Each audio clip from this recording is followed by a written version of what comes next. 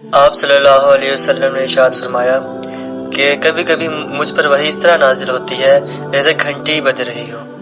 اور وحی کی یہ کیفیت مجھ پر بہت زیادہ مشکل ہوتی ہے۔ جب یہ کیفیت ختم ہوتی ہے تو جو وحی مجھ پر اتری ہوتی ہے تو فرشتہ کے ذریعے سے وہ میرے عقل و دماغ میں محفوظ ہو جاتی ہے، جسے میں یاد رکھتا ہوں۔ جی السلام علیکم ناظرین، آج ہم بات کرتے ہیں اس بارے میں کہ آپ صلی اللہ علیہ وسلم پر وحی کس طرح سے نازل ہوا کرتی تھی۔ تو اس کے لیے یہ بات تو جانا بہت ضروری ہے کہ وحی کی ابتدا یہ تو سب کو پتہ ہے غار حرا سے ہوئی، لیکن اس سے بھی پہلے وحی کی ابتدا ہو چکی تھی، جس کے بارے میں عائشہ رضی اللہ تعالیٰ عنہ سے نقل کرتی ہیں کہ آپ صلی اللہ علیہ وسلم پر وحی کی ابتدا اچھے اور پاکیزہ خوابوں سے شروع ہوئی۔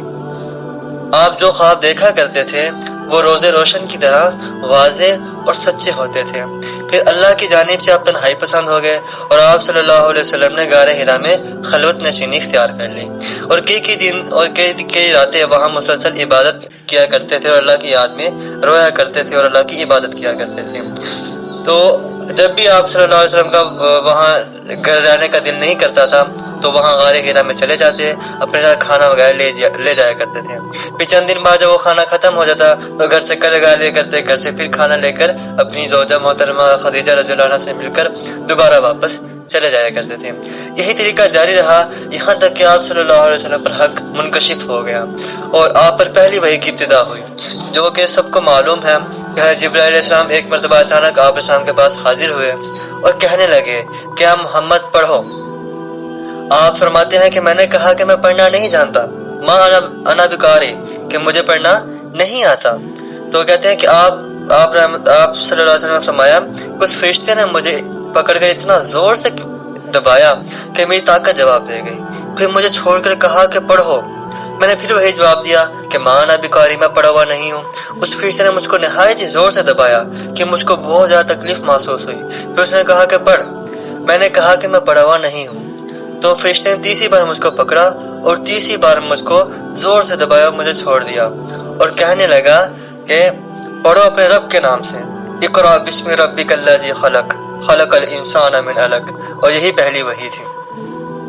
کہتے ہیں کہ آپ صلی اللہ علیہ وسلم پر یہ حالت بہت ہی ناگوار سے گزری۔ آپ علیہ السلام کو بہت ڈر اور خوف محسوس ہونے لگا۔ آپ علیہ السلام فوراً گھر واپس آئے اور خدیجہ سے فرمایا کہ مجھے کمبل اڑا دو، مجھے کمبل اڑا دو۔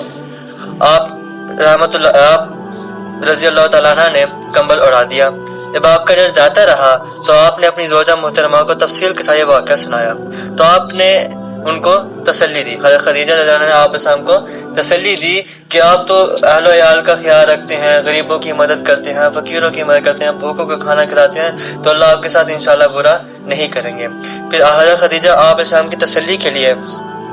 آپ علیہ السلام کو اپنے چچا زاد بھائی ورقہ بن نوفل کے پاس لے گئی، جو کہ عیسائی عالم تھے، پادری تھے اور عیسائیت کا علم جانتے تھے۔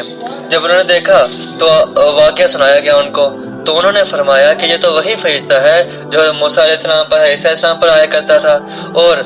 کاش کہ میں اس وقت زندہ ہوتا جب آپ کی قوم آپ کو یہاں سے نکال دے گی۔ تو آپ صلی اللہ علیہ وسلم سے فرمایا کہ میری قوم مجھے بھلا کیوں نکالے گی، حالانکہ میں سچ پر ہوں، حق پر ہوں۔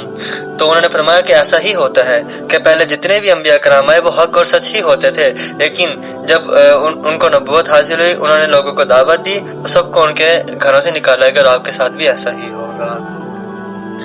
اسی طرح ایک اور حدیث میں آپ صلی اللہ علیہ وسلم پر وحی آنے کا تذکرہ ہوتا ہے، جس میں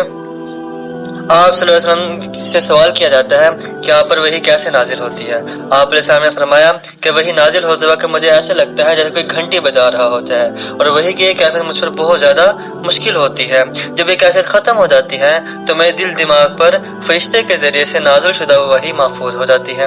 اور کسی وقت ایسا ہوتا ہے کہ فرشتہ انسان کی شکل میں میرے پاس آتا ہے اور مجھ سے کلام کرتا ہے، بس میں اس کا کہا یاد کر لیتا ہوں۔ اس طرح عائشہ کی ایک حدیث ہے کہ وہ فرماتی ہیں کہ میں نے ایک دفعہ دیکھا کہ سخت سردی تھی، آپ علیہ السلام پر وحی نازل ہوئی، اور وحی نازل ہونے کی کیفیت اتنی مشکل اور سخت تھی کہ جب وحی کا سلسلہ ختم ہوا تو آپ صلی اللہ علیہ وسلم کے پیشانی پر پسینہ تھا،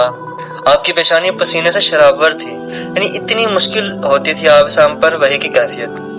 اس طرح ایک اور حدیث میں وحی کے بارے میں ملتا ہے، चनाचा आप सल्लल्लाहु अलैहि वसल्लम की वही के बारे में नकल किया गया है कि वही के रुक जाने के ज़माने के हालात, कि जब वो पहली वही नाजिल हुई जो गारे हिरा में हुई थी, इक़रा बिस्मि रब्बिकल्लज़ी खलक़। तो आप साहब फरमाते हैं कि एक रोज़ मैं जा रहा था तो अचानक आसमान की तरफ एक आवाज़ सुनी और मैंने अपना सर आसमान की तरफ उठाया। क्या देखता हूँ कि वही फरिश्ता जो मेरे पास गारे हिरा में आया था वो आसमान और ज़मीन के बीच में कुर्सी पर बैठा हुआ है। मैं इसे डर गया और घर आने पर मैंने कंबल ओढ़ने की ख्वाहिश जाहिर की। इस वक्त अल्लाह पाक की तरफ से ये आयत नाजिल हुई, या अय्युहल मुद्दस्सिर कुम फअंज़िर व रब्बक फकब्बिर, यानी सूरह मुद्दस्सिर की शुरू की आयत, जिसका तर्जुमा है ऐ लिहाफ ओढ़ कर लेटने वाले, उठ खड़ा हो और लोगों को अज़ाब इलाही से डरा। तो इसके बाद आप सब फरमाते हैं कि मुझ पर वही पै दर पै लगातार आने लगी। तो ये वो हदीस थी जिनमें ये मालूम होता है कि आप अलैहिस्सलाम पर वही किस तरह आती थी, कि कभी इंसानी शक्ल में फरिश्ता आ जाया करता था और कभी घंटियों की सी आवाज़ आती थी और कभी सर्दी में इतनी सख्त वही की कैफियत होती थी कि आप अलैहिस्सलाम के पेशानी मुबारक पसीने से शराबर हो जाया करते थे।